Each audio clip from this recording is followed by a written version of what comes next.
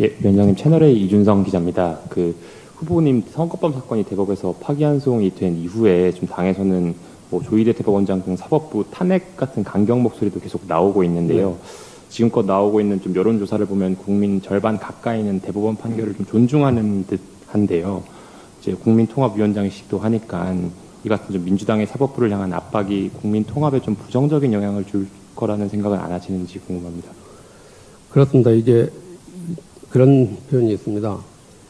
정의를 외면한 자에게 똑같은 정의의 잣대를 댈 수 없다는 오래된 법 속담도 있습니다. 제가 뭐 정의를 외면한 판결이다. 굳이 말씀은 드리지 않겠습니다. 각자가 판단하시기 바랍니다.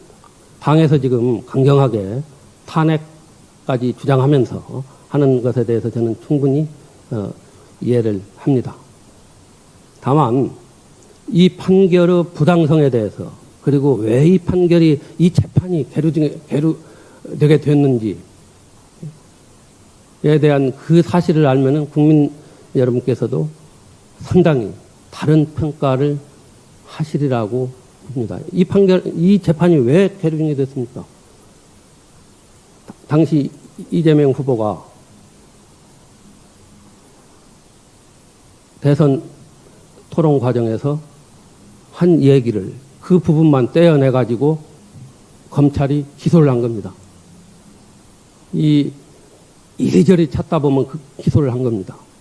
그 발언의 진위, 그 발언이 어떤 영향을 끼쳤는가에 대해서는 당선자의 상태를 중심으로 해서 지금까지 허위사실 공표 여부를 쭉 해왔습니다. 그러나 이 발언에 대한 판단의 몫은 유권자인데도 불구하고 낙선자인 이재명 후보에 대해서 검찰이 칼을 들이댄 겁니다. 패배자에 대해서 다시 이 칼을 들이댄 거예요. 저는 언젠가 언론에서 그런 얘기를 했어요. 12.3 계엄 선포되기 전에 이 판결이야말로 이미 낙선자는 국민의 심판을 충분히 받고 있었는데 다시 끄집어내는 부관 참시 판결이었다고 이렇게까지 저는 주장을 했습니다. 그럼 봅시다. 당시 윤석열 후보는 뭐라고 했습니까? 우리 장모는 착하게 살아서 남에게 10원 한 장 피해를 끼친 적이 없다. 내 처는 주식으로 손해를 받지 이득을 취한 적이 없다. 했지 않습니까? 나는 이 주장이야말로 0.7%라는 그 근소한 차이로 윤 후보가 이기는데 결정적인 역할을 했다고 봅니다. 그러나 이 발언은 어떻게 됐습니까? 그 후에 검찰과 법원에서 완전 허위로 밝혀졌지 않습니까? 그럼에도 불구하고 불소추 특권에 의해서 대통령직도 유지하고, 그래서 이재명 후보가 그 당시 누구를 안다 모른다 뭐 골프를 쳤냐 안 쳤냐 이 발언을 하고 아까 그 발언을 봅시다. 검찰총장까지 지낸 사람이 저렇게 이야기하면은 저건 사실이겠지. 이게 원래 당선자에 대해서 들이대야 할 어떤 검찰의 잣대를 여기에 들이댄 거예요. 이걸 가지고 지금 국민이 저 사람 말이 도덕적으로 어쩌다 지금 하고 있는 건데 그 재판의 전제가 어떻게 이루어졌는지를 저는 말씀드리지 않을 수 없어요. 또 하나 저는 분명히 이 재판은 법 적용의 일관성, 법 적용 절차 내용이 아닙니다. 법 적용 절차의 일관성과 형평성을 결여한 사법권의 한계를 벗어난 위헌적인 정치 판결이다. 제가 이렇게 아까 말씀을 드렸어요. 그렇습니다. 그러면 이건 분명히 누군가는 대법원에서 대법원장이 위헌적인 이 판결을 끄집어낸 데 대해서 책임을 져야 할 그런 상황도 듭니다. 그래서 지금 당에서 탄핵 얘기를 꺼내는 것도 저는 일리가 있다고 봐요. 그렇지만 저는 탄핵 사유가 될 수 있다는 거하고 탄핵을 해야 한다는 것은 별개의 문제라고 봅니다. 이건 정치적인, 정무적인 판단이 개입되기 때문에 여러 가지를 고려해서 판단하기 때문에 당에서 어떻게 할 것인가는 당의 문제지만은 제 개인적인 의견이라면은 지금 탄핵을 하는 데 대해서는 신중을 기해야 한다. 이런 말씀 분명히 드립니다. 예, 그리고 조금 전에 이제 기자분 질문하실 때 그 대법원의 이 파기환송에 대해서 국민 50% 정도가 뭐 좀 찬성한다 이런 식의 이제 질문을 하신 것 같은데 그렇게 질문했죠? 젊은가 존중한다. 거꾸로입니다. 절반 이상이 문제가 있다라고 생각하고 있습니다. 예를 들면 어제 났던 여론조사를 보면 그 리서치뷰 조사라든지 그 코프라 조사라든지 이런 조사를 보면 50% 이상의 국민들이 이건 문제가 있는 정치 판결이다라고 생각을 하고 있고 거꾸로 이게 정당하다고 하는 주장은 오히려 그것보다 훨씬 적다. 이렇게 한번 제가 말씀드릴게요. 어떤 수치를 가지고 말씀하실지 모르겠는데 그건 제가 지적을 하겠습니다. 추가로 여론조사상에 당위적 질문에 그 정도밖에 답변이 안 나오는 것에 대해서 대법원은 굉장히 각성해야 된다고 저희는 보고 있습니다. 대법원의 판단을 존중해야 된다는 것은 아주 당위적인 질문입니다.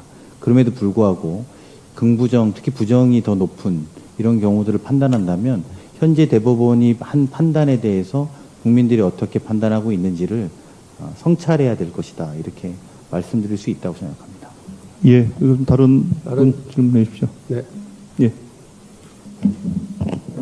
예. 저 조선일보 유정은입니다. 이게 그 위원장님 또 법제처장도 하셨고 헌법재판소에서도 이제 근무하셨으니까 좀 여쭤보는데 아까 말씀하시기를 이제 이번에 법원이 계속해서 이제 선거운동 기간에 재판을 하는 것은 이제 후보들한테 이제 기회를 균등하게 줘야 된다는 이제 헌법 원칙을 좀 위반한 것이다.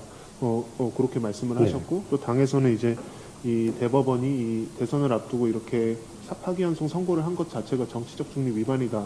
이런 목소리도 좀 일부 나오고 있는데 그러면 지금 이 상황에서 이제 대법원 혹은 이제 고등법원이 앞으로 계속 재판을 진행한다면 이거는 이제 탄핵 사유가 된다고 보시는지 그거 하나가 좀 궁금하고 두 번째는 이제 그 대법관 증언 얘기를 하셨는데 이제 뭐 상고심 개혁 방안은 되게 이제 논의가 오래됐고 해결 방안도 뭐 상고법원 설치라든지 다양하게 이제 법조계에서 나오고 있지 않습니까? 그 중에서 이제 대법관 증언을 지금 이 시점에 이제 필요하다고 보신 이유 그리고 이게 일각에서는 좀 뭐 보복성 공약 아니냐 뭐 이렇게 해석하실 수도 있을 것 같은데 거기에 대해서 좀 어떻게? 예, 저도 뭐 충분히 질문에 대해서 공감을 합니다. 먼저 이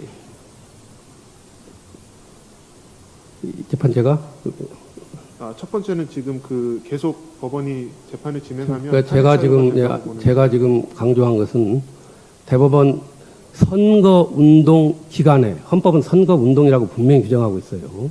선거운동 기간에는 수사가 진행되거나 재판이 진행 중인 경우에는 후보자의 기회균등 원칙을 헌법이 선언하고 있어요. 헌법 제116조 1항을 보십시오. 아까 대법원이 파기환송할 때는 물론 그것도 그야말로 빠른 속도로 전혀 예상하지 못한 진행됐지만은 선거운동 기간 21일 이 기간에는 헌법이 규정한 후보자 사이의 선거운동에 있어서 기회균등의 보장이라는 대원칙이 우선한다는 겁니다. 그렇기 때문에 만약에 그 규정을 헌법의 대원칙을 이건 선언적 규정이 아닙니다. 대원칙을 무시하고 고등법원이 대법원이 진행한다면 저는 헌법이 규정한 민주주의 선거의 기본인 후보자 간의 선거운동에서 기회균등 원칙을 위반하는 것이기 때문에 그 판결이 어떻게 되리라 제가 뭐 말씀 안 드리겠습니다. 그 다음에 저는 선거운동 기간은 안 된다. 그리고 과거에도 그랬다. 물론 선거가 좀 가까이 올 때도 오해를 피하기 위해서 중단을 한 예가 과거에 있었습니다. 여러분 한번 찾아보십시오. 그 다음에 하필 이 시기에 왜 대법관 증언을 내세우고 있느냐. 보복성으로 비칠 수도 있다. 저도 그걸 충분히 이해를 합니다. 근데 저는 원래 법조인이기 때문에 사법개혁 분야에 있어서 저는 항상 두 가지를 주장했습니다. 첫째는 대법관 증언, 두 번째는 대법관과 헌법재판관에 대한 국민심사제를 도입해야 한다는 것. 이걸 제가 개헌에서도 주장을 한 적이 있어요. 개헌의 쟁점이라는 제 나름대로의 그 연구물이나 이런 데서 주장을 한 적이 있어요.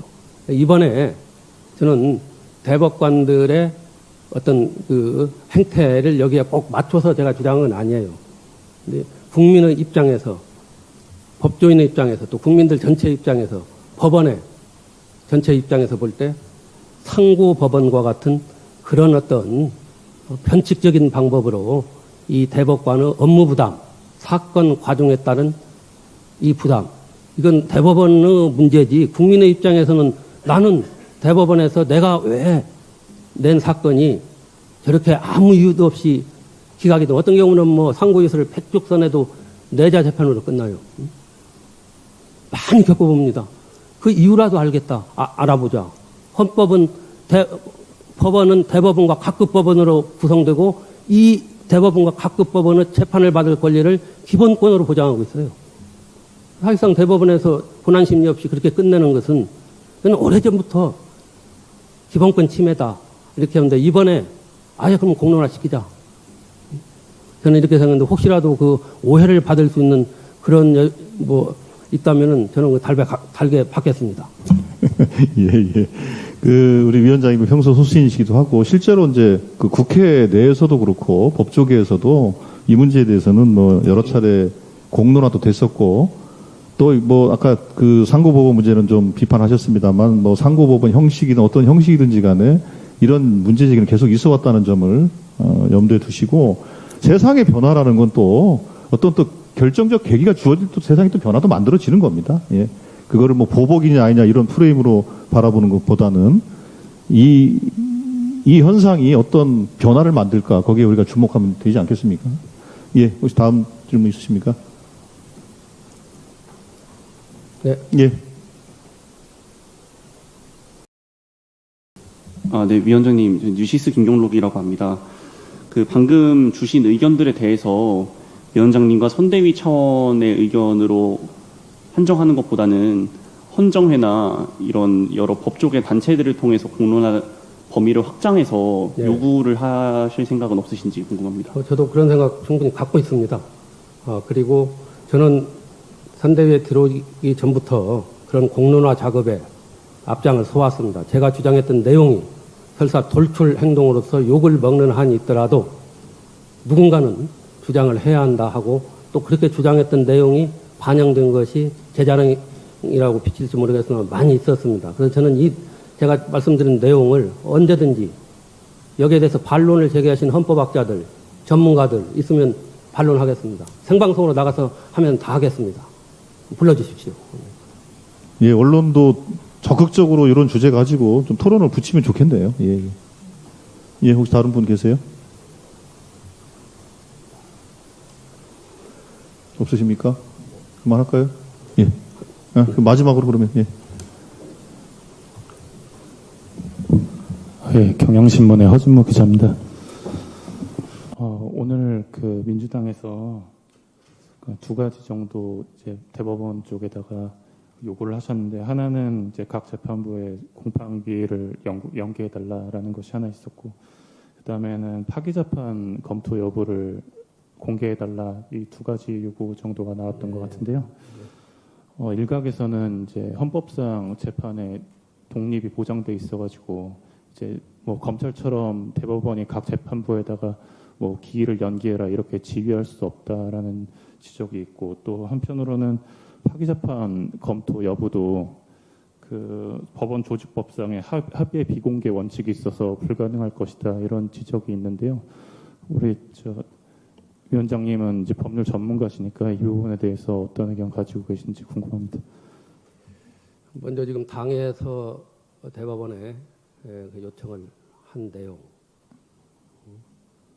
저는 모르겠습니다. 당이 그 헌법 116조 1항에 선거운동에 있어서의 후보자 사이 기획인 등의 보장이라는 이 내용까지 같이 가지고 검토를 했는지 안 했는지는 모르겠어요. 다만 우리 헌법에 이러이러한 원칙이 있기 때문에 그 재판에 대해서는 재판부 스스로가 저는 이 기간 동안에는 재판을 스스로 안 하는 자제의 정신이 필요하다고 봅니다. 대법원에서 이렇게 하라 말할 게 아니고 헌법에 그게 되어 있지 않습니까?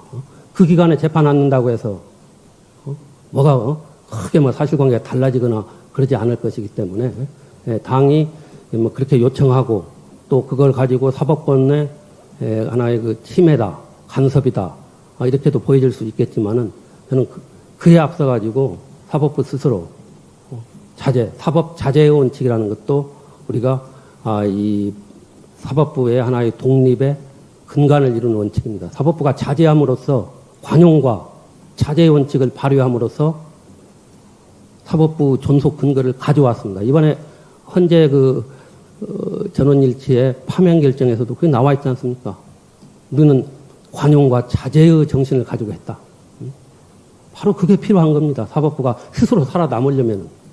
그런데 이번처럼 사법 적극주의도 아닙니다. 이건 사법 맹동주의예요.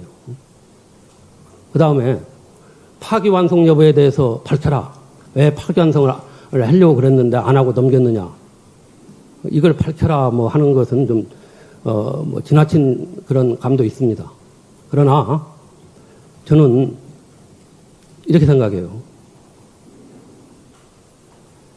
이건 뭐 제 생각입니다만은 조희대 대법원장이 지금 한 가지 후회하고 있는 것이 사법 쿠데타를 일으키려고 했다는 그 전제하에서 미완의 사법 쿠데타가 됐어요. 차라리 파기환송을 했을 것을. 이렇게 후회하고 있을지도 모른다고 제가 생각하는 것 자체가 기우고 형편없는 생각이었다. 이렇게 저는 되기를 바라고 있어요. 아마 파기자판, 아까도 얘기했던 파기자판입니다. 파기자판을 하는 데 대해서는 다른 대법관들이 반대했을 가능성도 크다. 그래서 얘기를 안 꺼냈는지는 모르지만은 사실 대법원장의 의도가 그랬다면은 이건 이루어질 수 없는 거란 말이죠. 아까도 제가 모두에 말씀드린 대로 제3구심의 27일간은 이것은 어떤 경우에도 단축이 안 되는 거예요. 형사 피고인의 기본적 권리입니다. 헌법에 의해서 밑받침이 되고 있는. 그렇기 때문에 당에서 뭐 파기 자판을 하려고 했는지 이걸 밝혀라. 이렇게까지 요구하는 것은 아마 당의 그 입장에서 사법 전체에 그걸 생각한 그 입장에서는 뭐 충분히 이해가 갑니다만 저는 뭐 그렇게까지 요청을 안 해요. 그 추론을 해서 충분히 그럴 수 있고 이건 미완의 사법 쿠데타였다. 이렇게 생각합니다. 네, 그 추가로 보충해서 말씀드리면 어제 이제 저희 선대위에서 연기해달라고 선거 끝난 다음에 해달라고 연기하면서 시한을 12일까지로 말씀드렸던 거 아마 기자분들 알고 계실 거라고 봅니다. 그 12일 0시부터 선거운동을 시작합니다. 그래서 그 맥락이 오늘 위원장님께서 말씀하셨던 기획윤족의 원칙이 116조와 맥락이 다 있다 이렇게 이해해 주시면 될 것 같고요. 그래서 어제 저희 선대위에서는 12일까지 그 연기할 것을 요청하는 답변을 해달라 이렇게 기일 변경 요청을 이야기했다는 점도 추가로 말씀드립니다. 예, 그렇죠. 이제 아까 좀 전에 말씀 헌법 116조 1항, 공직선거법 11조 이 두 가지 조항을 헌법과 법률의 조항을 들어서 우리가 요청을 한 것이고요. 그리고 그 대법에 아까 이건태 법률위원 대변인이 논평을 낸 것 파기자판 여부에 대해서 답을 해라 이것은 지금 국민들이 대법원에게 여러 가지 질문을 하고 있습니다. 기록은 제대로 봤냐? 로고 기록은 있는 것이냐? 제대로 심리를 했는 거냐? 이거에 대한 국민들의 질문을 우리 이건태 법률 대변인께서 질문을 모아서 오늘 논평을 낸 것이다. 그렇게 보시면 될 것 같습니다. 예. 이제 더 없으시면, 예. 아까 마지막으로 했는데 꼭 하셔야 됩니다. 네, 말씀하세요. 예, 하십시오.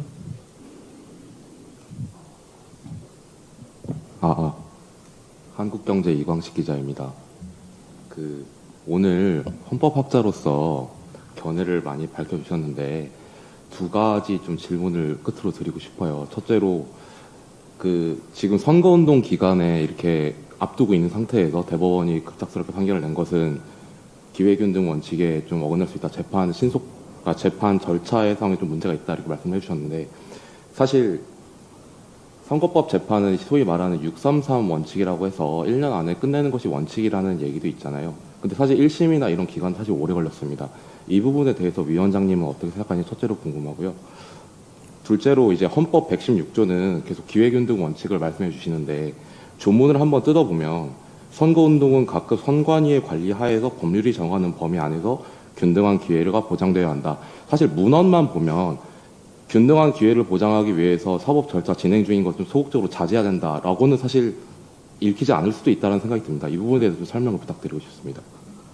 아까 첫 번째 질문이 633. 633 원칙이 그런데 이제 그걸 주로 그 경우에는 당선자를 대상으로 하고 있는 겁니다. 당선자들이 633 원칙 안 지키면은 나중에 뭐 거의 임기 끝날 무렵에 하는 거고, 사실 공직선거법상의 그 위증이나 또는 허위 사실 공표 등은 전부 당선자를 대상으로 한 겁니다. 그리고 아무리 633 원칙을 지키더라도 이 사건은 대법원도 주장을 했잖아요. 사실관계의 확정이 결론을 좌우할 수 있다고 그랬어요. 사실 이 사실관계의 확정은 사실심 법원, 1, 2심 법원은 전권사항이죠. 그렇게 해놓고 대법원이 사실관계는 이렇다. 결론을 내려버렸어요. 그것도 뭐 짧은 시간에. 기록을 뭐 다 봤다고 가정하더라도 1, 2심이 결론이 달랐고 시간을 오래 끌었어요. 뭐 거기에는 뭐 송달 문서를 안 받았다. 이것은 사실 부수적인 거고 오래 끌었어요. 결론을. 아니 오래 시간을 끌어서 그만큼 어려운 사건이었다는 거죠. 그런 점에서 633 원칙 지금까지 지켜진 예가 그렇게 많지 않았고 당선자를 대상으로 빨리 하라는 거예요. 저 사람 국회의원 임기 끝나니까 빨리 끝나라는 어찌 낙선자에 대해서 633 원칙을 강요하면서 똑같은 법의 잣대를 들이댄다는 거. 그것은 저는 법조인이 아니더라도 일반 국민의 상식에서도 저는 그렇게 선뜻 이해가 가지 않으리라 이렇게 생각을 합니다. 제가 어느 편에서 저 친구 뭐 당 선대위 들어가면 그쪽 사람 다는데 그게 아닙니다.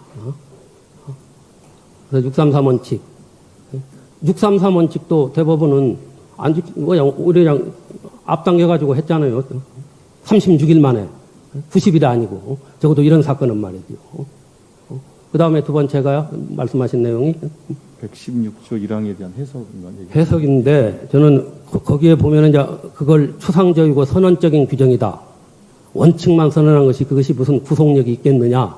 이런 취지로도 좀 그 질문을 좀 이렇게 확대해서 판단해도 되겠죠. 네. 저는 그래요. 이 지금 헌법상에 그러면 헌법에서 진행 중인 재판은 정지하고 수사 중인 사건도 수사를 정지하라 이렇게까지 헌법에 규정할 수는 없는 거예요. 그리고 이 규정이 과거에 문제가 그렇게 안 됐어요. 왜냐? 법원 스스로 사법자제의 원칙을 발휘하고 검찰 스스로 오해의 소지를 없애기 위해서 자제를 해왔어요. 그래서 이 규정이 그렇게 큰 역할이랄까 표출이 안 된 거예요. 근데 이 규정이 바로 이럴 때를 대비해서 저는 필요하다고 보고 앞으로 헌법 교과서에도 이 부분에 대해서는 이 예를 하나 들어가면서 보충을 해야 한다고 이렇게 저는 봅니다. 단순한 균등한 기회보장 선거운동에 있어서 이게 선언적이고 이런 규정이 아니라 이건 재판에 실제 적용되고 만약에 이 규정을 위반해가지고 공권력이 선거에 관여하는 듯한 그 모습을 보여가지고 나중에 결과를 좌우하거나 또는 이럴 때에는 바로 헌법 이 원칙 위반으로 그 재판 절차 진행을 유연무효로 할 수 있다.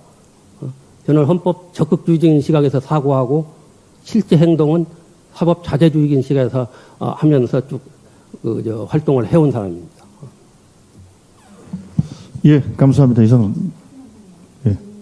네, 예. 네.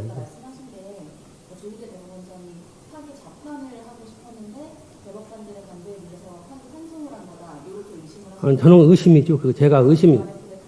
그래서 이제 조희대 대법원장의 입장에서는 제가 이건 실명을 거론해서 이렇게 하는데 시중에 놔두는 여러 가지 입장에서 이번 판결을 이렇게 진행하고 나는 그분의 그날 선고를 할 때 그 모습을 유심히 지켜봤습니다. 정말 초조하고 떨리면서 말이죠. 할 때 여러 가지 생각이 들었어요. 그래서 그런 생각까지도 제가 들었다는 것이지 확정적으로 이렇게 얘기하는 건 아닙니다. 그건 조 대법원장 평소 상당히 침착하신 분 아닙니까? 그런 걸 볼 때 그런 생각까지 드는데 사실 그런 것이 아니기를 내가 생각했던 것이 기우이기를 바라는 차원에서 말씀드렸습니다.